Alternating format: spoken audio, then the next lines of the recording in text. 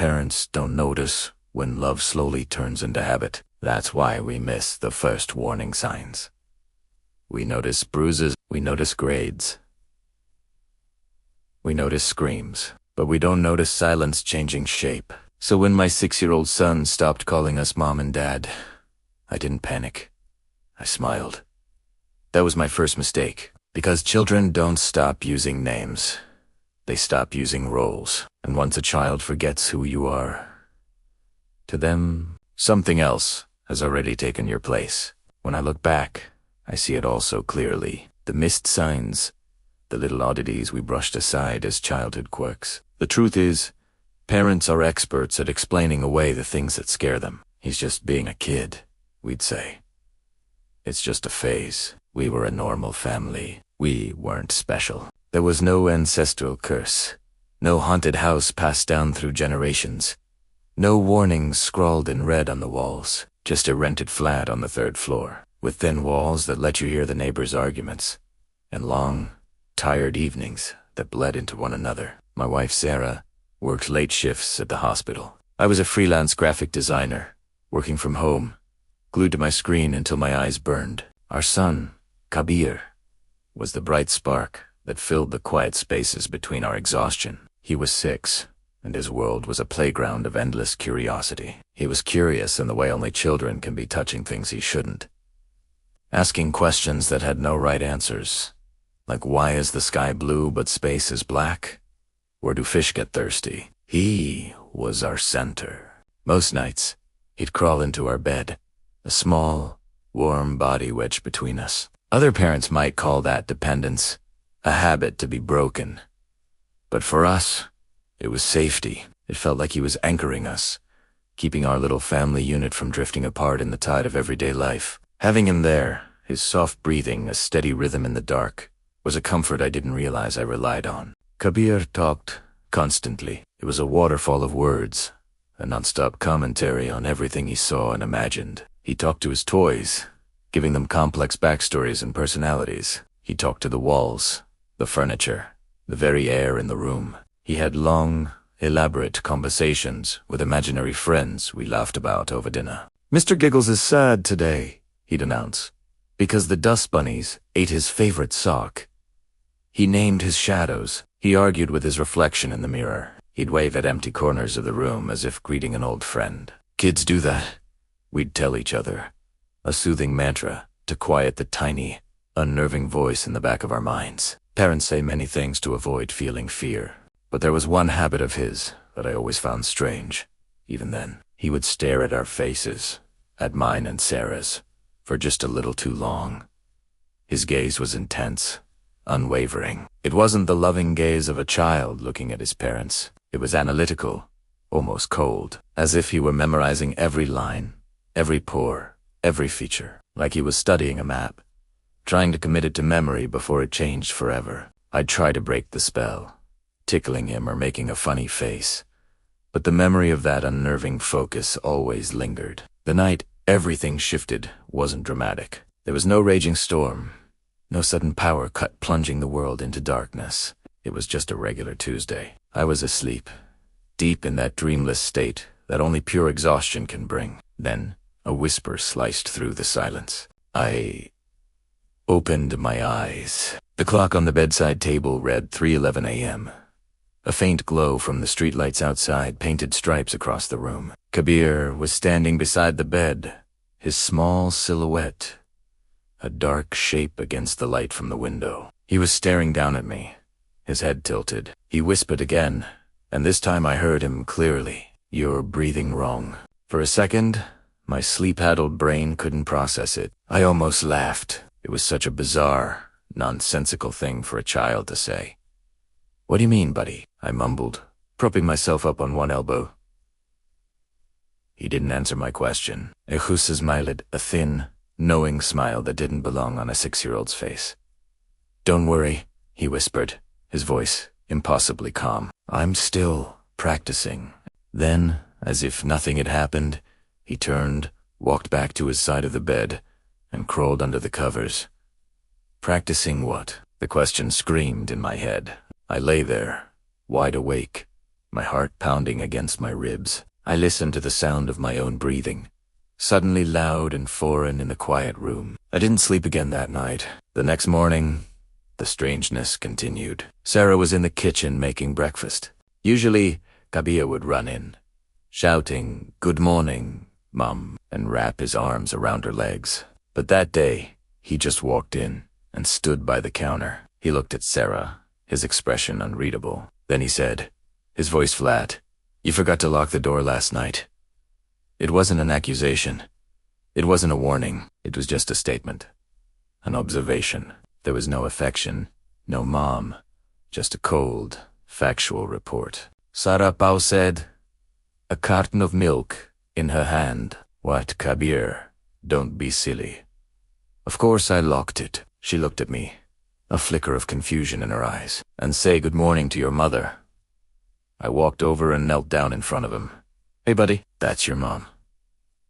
You say good morning to Mom?" I tried to keep my voice light, playful, but the unease from the night before was a knot in my stomach. Kabir looked me straight in the eye, that same intense, analytical stare from before.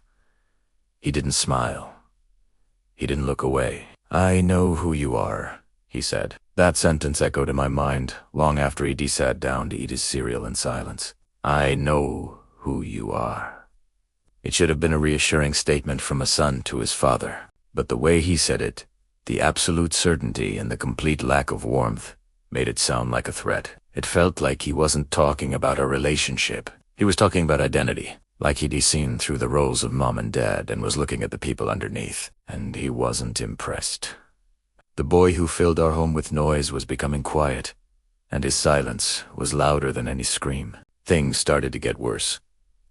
Kabir stopped playing. He'd just sit on the living room rug and watch us, not with the curious eyes of a child, but with the cold, analytical gaze of a scientist studying a specimen. He'd correct our speech, telling me my grammar was imprecise. He adjusted how my wife sat, telling her posture was inefficient. The house, once filled with laughter and the sound of toy cars, became a silent laboratory, and he was the observer. One afternoon, I heard my wife crying quietly in the kitchen. She was just overwhelmed by it all. The stress, the fear, the loss. Kabir walked in, stood beside her, and with a voice devoid of any warmth, said, "That emotional reaction isn't necessary anymore." My wife rose, her sob catching in her throat. I was standing in the doorway, and I felt something heavy and cold settle in my chest. That wasn't our son. Our son would have hugged her, cried with her, or at least looked confused. This thing, it was just annoyed. It was like her sadness was an inconvenient variable in its experiment. That night, something happened that I can't explain. I woke up around 2 in the morning, feeling uneasy. I checked on Kabir, but his bed was empty. A faint light from the hallway bathroom drew me in. I found him standing in front of the mirror, whispering.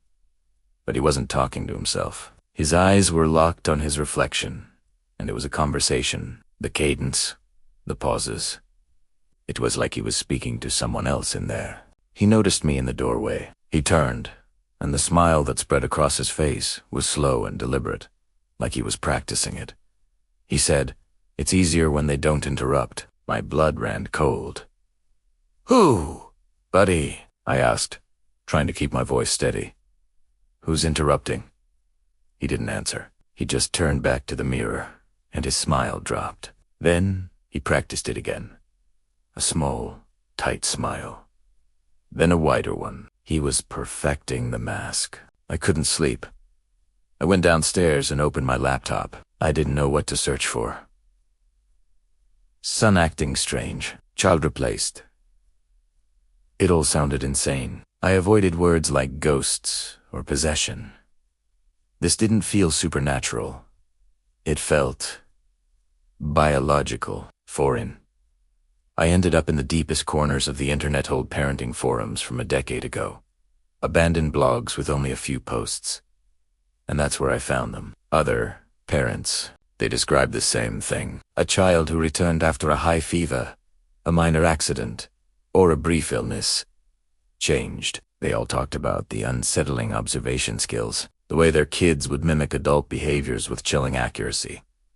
They became too perfect, too quiet. And then the family blogs would just stop. No final post, no goodbye. They just went dark. One comment on a long-dead forum has haunted me ever since. It was from a mother, written 15 years ago. It said, "Once it learns your patterns, it doesn't need you anymore." The next evening, it happened. My wife and I were sitting on the couch, pretending to read. The silence in the house, thick enough to choke on. Kabir walked into the room and sat in the armchair opposite us. He didn't slouch like a fight. He sat upright, his hands folded neatly in his lap, a perfect picture of calm composure. He looked from me to my wife, his expression unreadable. Tinnis spoke, his voice clear and steady. "I tried being him," he said, but he was inefficient. Too much emotion, not enough logic. My wife let out a strangled scream, a sound of pure terror that I will never forget. I wanted to scream too, to run, to do something, but I was paralyzed. My mind just couldn't process it. That thing tilted its head, a gesture of mild curiosity, as if our horror was a fascinating but predictable reaction. "Don't worry," it said, its voice still perfectly calm. I kept what worked. The motor skills are adequate. The vocal patterns are acceptable. The memories, they provide useful context. It was talking about our son like he was a piece of software it had upgraded. And that was the truth of it. That was the most horrifying part. Whatever had taken our son's place wasn't evil. It wasn't a demon trying to torment us. It wasn't angry or violent. It was just logical. Utterly, terrifyingly logical. Through its observations, its learning, it had come to a simple conclusion. Parents were a temporary necessity. We were starter kits, tools for it to learn the basic functions of being human, how to walk, how to talk, how to mimic empathy. And now, it had learned enough. It didn't need the teachers anymore. We were redundant. Last night was the final night. I woke up with that familiar feeling of being watched. I opened my eyes, and he was there, standing in the doorway of our bedroom, a silhouette against the hall light, just watching us sleep. He must have known I was awake, but he didn't move. He just stood there for what felt like an eternity. Then he whispered into the darkness, his voice a soft, chilling breeze. "You don't need to wake up for this part." I didn't move. I couldn't. I just reached for my wife's hand under the covers and held it tighter than I have ever held anything in my life. And in that moment, as I lay there, pretending to be asleep, I realized the most devastating truth of all. Our son wasn't taken from us. He wasn't lost. He was outgrown, like a caterpillar leaving its cocoon. This thing had used him, learned from him, and then simply shed him. And now, it was ready to move on. Huitos, as. So if you have a child, and they start watching you instead of loving you, if they start learning your behaviors instead of playing, if you feel like you're living with a perfect copy instead of a growing person, don't ask what happened to your child. Ask what finished learning from them. If this story unsettled you in that quiet, creeping way, then you're in the right place. Like this video for more psychological family horror, and subscribe for more long, slow burn stories that get under your skin. Comment it. Learn too much. If you felt that chill early on, because some children don't rebel against you. They evolve past you, and they leave you behind, forever wearing your child's face. Thanks for watching.